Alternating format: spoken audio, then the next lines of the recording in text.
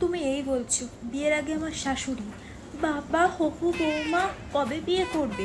আমি তো ভাবতাম আমার জন্য মনে হয় মরে যায়। তো না, বাড়িতে এনে কাজ করাবে বলে এইসব বলতো। বিয়ের পরে তো পুরোই পাল্টে গেছে। আমাকে সকাল 7টা কেন, আমাকে তো ভোর 4টের সময় তুলে দেয়। আচ্ছা তুমিই বলো, কাজটা কি ভোর 4টের সময়? আমাকে যাতে ভোরবেলায় না উঠতে হয়, আমি সেই জন্য আগের দিনকে রাত্রিবেলা সব বাসন মেজে থুই, তাও উনি আমাকে ভোর 4টের সময় ডেকে তুলে দেবেন। আসলে কি বলো তো, সহ্য হয় না আমার ঘুম ওনার। আচ্ছা 4টে লোকের কটা বাসন পড়ে তুমিই বলো। আমি বললাম মা একটা কাজের লোক রাখি।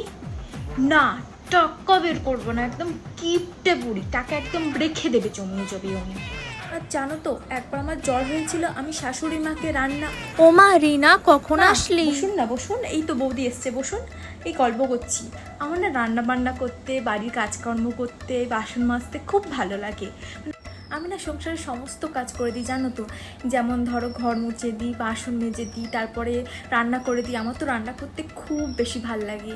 মানে আমি কখনো চাই না যে আমার শাশুড়ি মা আমার জন্য কখনো কষ্ট পাক।